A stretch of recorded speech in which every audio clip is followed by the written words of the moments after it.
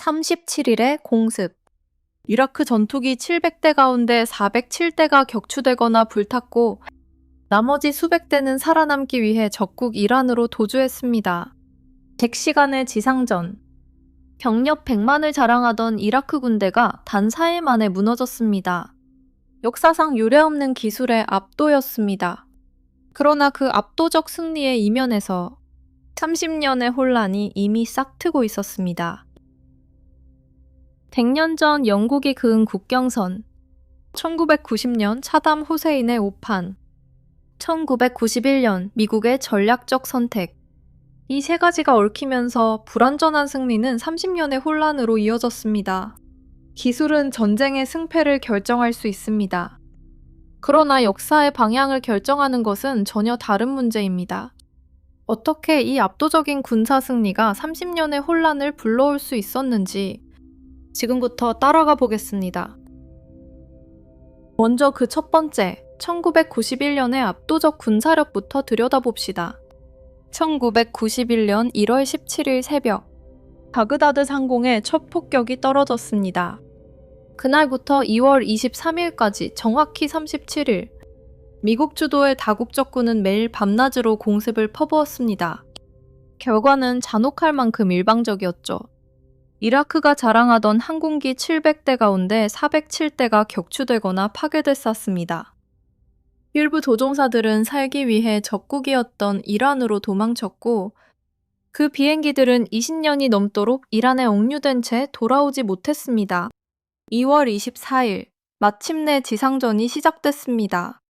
그리고 당 100시간, 단 4일 만에 세계 4위로 평가받던 이라크 100만 대군이 무너졌습니다.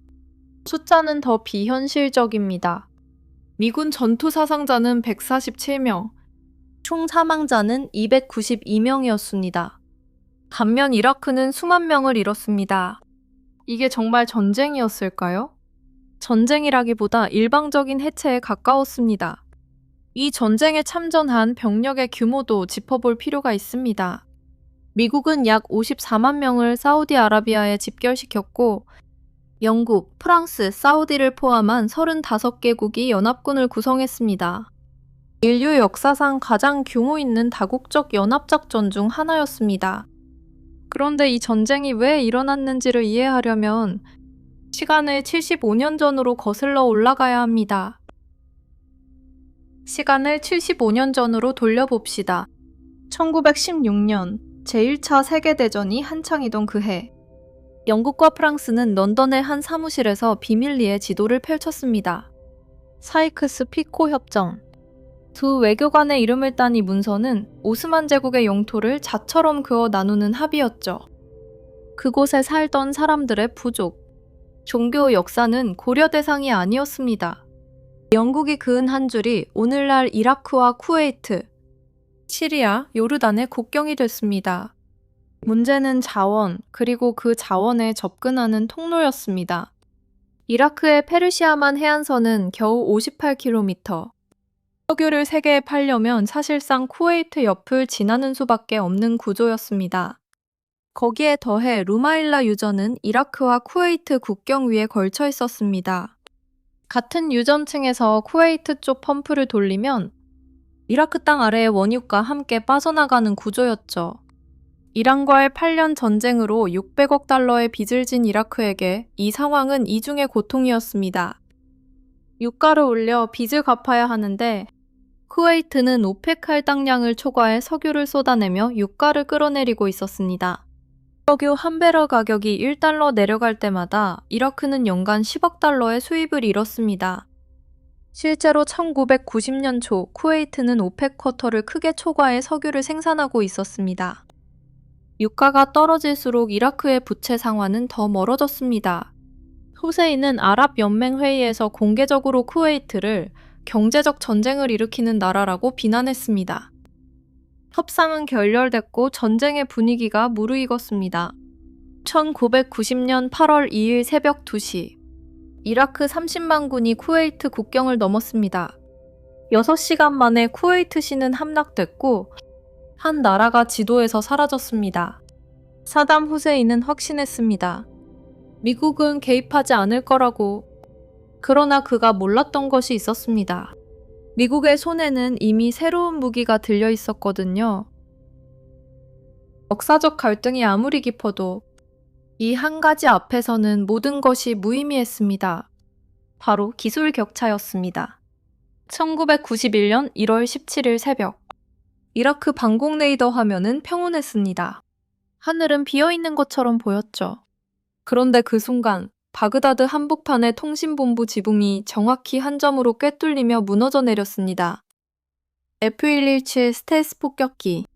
검은 다이아몬드 모양의 기체는 레이더파를 흡수하고 분산시켰습니다. 이라크의 어떤 장비도 그것을 보지 못했습니다. 동시에 페르시아만의 함정에서는 토마호크 순항 미사일이 연달아 발사됐습니다. 이 미사일들은 산을 넘고 도시를 우회해 정확히 지정된 창문 안으로 날아들었습니다. 이라크 방공망은 이 무기들을 눈으로 볼 수도 막을 방법도 없었습니다. 참호 속에 숨은 이라크 전차들은 어떻게 됐을까요? 미군은 위성과 무인 정찰기로 각 전차의 위치를 실시간으로 추적했습니다. 사막의 한 점까지 보였습니다. 전쟁의 정의가 뒤집힌 순간이었습니다. 더 이상 군대 대 군대의 격돌이 아니었죠. 한쪽은 정밀 외과 수술처럼 표적을 제거했고, 다른 한쪽은 자신이 보이는지조차 알지 못한 채 사라졌습니다. 당시 미군이 투입한 정밀유도 폭탄과 미사일의 비율은 전체 투하량의 약 8%에 불과했지만 전략 목표 파괴의 75% 이상을 담당했습니다. 나머지 92%의 재래식 폭탄보다 훨씬 적은 양으로 훨씬 많은 것을 파괴하려 했다는 뜻입니다. 이것이 걸프전이 정밀전쟁 시대의 서막으로 불리는 이유입니다. 그렇다면 미국은 이 압도적 우위를 어떻게 정당화했을까요? 답은 전쟁터가 아니라 워싱턴의 한 청문회장에 있었습니다. 하늘에서 기술이 이기는 동안 워싱턴에서는 또 다른 전쟁이 벌어지고 있었습니다. 1990년 10월 미 의회 청문회장. 검은 머리의 15세 소녀가 떨리는 목소리로 증언을 시작했습니다. 그녀는 자신을 나이라라고만 밝혔습니다. 쿠웨이트시 병원에서 이라크 군인들이 인큐베이터에 신생아들을 꺼내 차가운 바닥에 내던지는 것을 보았다고. 그녀는 울먹이며 말했습니다. 미국 전역이 충격에 휩싸였습니다. 3,500만에서 5,300만 명의 미국인이 이 장면을 시청했습니다. 7명의 상원 의원은 군사작전 승인 연설에서 그녀의 이름을 직접 언급했죠. 그리고 전쟁 승인 법안은 단 5표 차이로 통과됐습니다. 그런데 진실은 무엇이었을까요? 나이라는 평범한 소녀가 아니었습니다. 그녀는 주미 쿠웨이트 대사의 친딸이었습니다. 인큐베이터 이야기는 만들어진 각본이었고, 그녀를 무대에 세운 것은 워싱턴의 PR 회사 힐 앤 놀턴이었습니다. 계약 금액은 약 1,200만 달러. 지금의 가치로 약 250억 원에 달하는 돈이었습니다.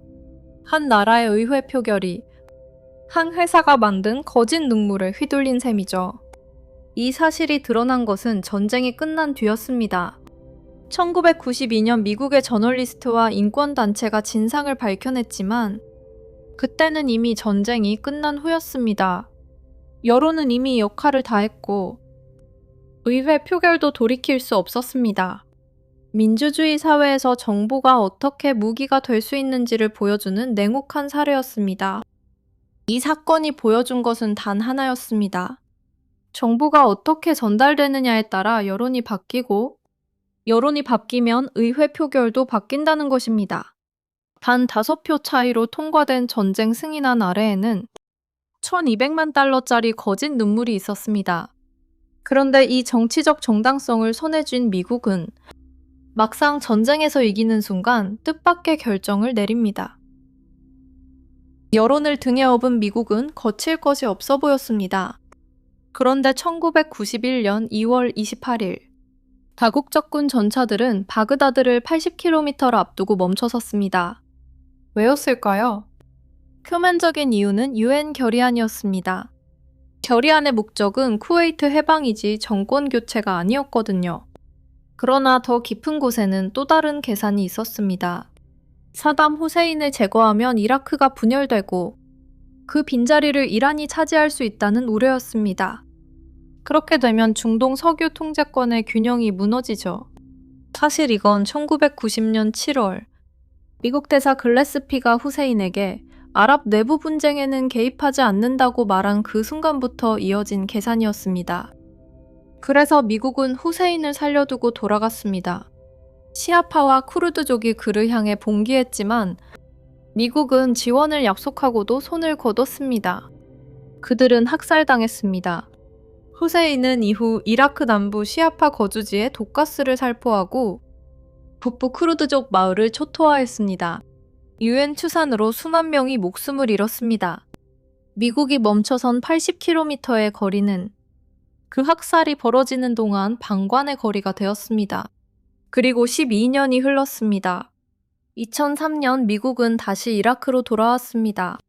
이번에는 바그다드까지 진격해 후세인 정권을 무너뜨렸죠. 그런데 정부가 사라진 자리에 누가 들어왔을까요? 붕괴된 국가의 폐허 위에서 한 조직이 자라났습니다.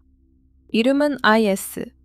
1991년의 그 멈춤은 12년 후 재침략을 불러오고 결국 IS 탄생으로 이어진 30년 혼란의 첫 번째 선택이었습니다. 이제 처음 던진 질문으로 돌아가 봅시다.